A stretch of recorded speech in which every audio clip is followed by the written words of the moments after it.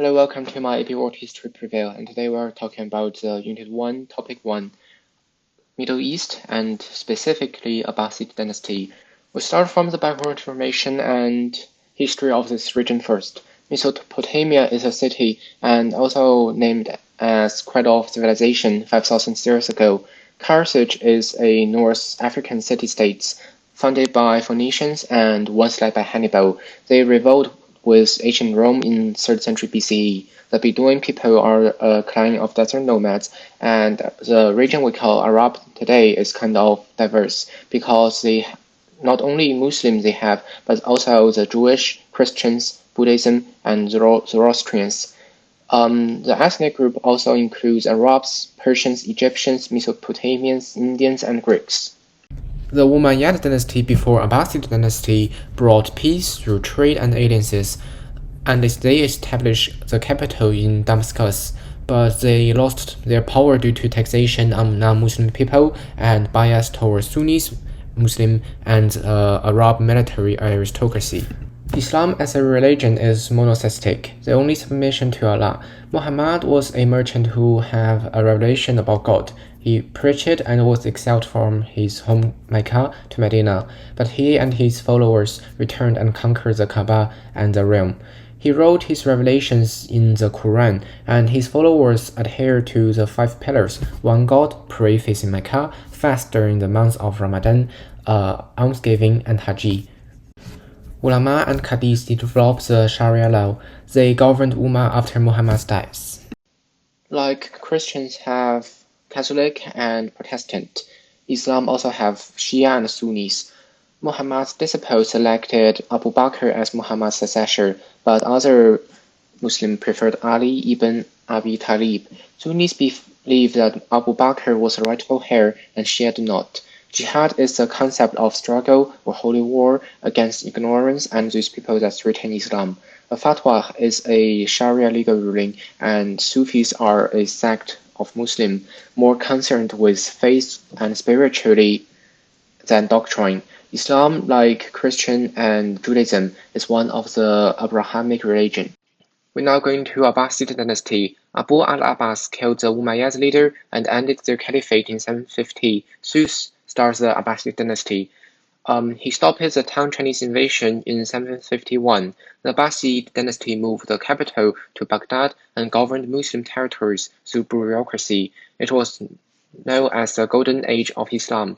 Harun al-Rashid is a great caliph of Abbasid dynasty. He donated to the artist, writer, and poor. He reigned over Baghdad when it is a metropolis of banking and credit, commerce, crafts, and industry. He even gifted Holy Roman Empire's Emperor Charlemagne an elephant. We're now going to the spreading of Islam. Seafaring Tunisians spread Islam and picked up ideas and resources throughout the Mediterranean. Camel caravans traveled over land roads, like the Silk Road and Trans-Saharan Desert. The merchants sold salt, steel, copper, and glass. They bought silk and ceramics from China, spices and aromatics from India, and slaves from West Africa. Muslim scholars created a library of foreign knowledges and madrasas in cities throughout travel, trade, and translation. Muslim or Islam have a lot of influence throughout the world.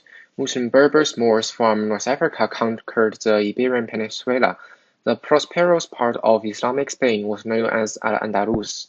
Cordoba, Toledo, and Seville were their economic and cultural centers. In Cordoba, there is a lighted road, free public school, library, and a giant mosque, but it was converted into a Catholic cathedral in 1236 after Christians reclaimed Spain in Crusades. The opposite happened with Hagia Sophia in the 1453 fall of the Constantinople, converted from a cathedral to a mosque. Throughout the history, many cultural influenced the Islamic world. For example, the Persians' influence was undeniable in literature, poetry, history, and politics. Victorian English authors translated the verses of the 11th century astronomer poet Omar Khayyam and other stories as a Thousand and One and Arabian Nights.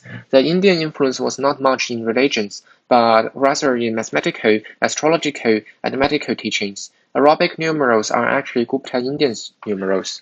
The Greek influence was in philosophy, logic and reason, and democracy, specifically the works of Plato and Aristotle. In Dar-al-Islam, society was patriarchal. However, women could legally inherit properties, choose to divorce with their husband, and start business.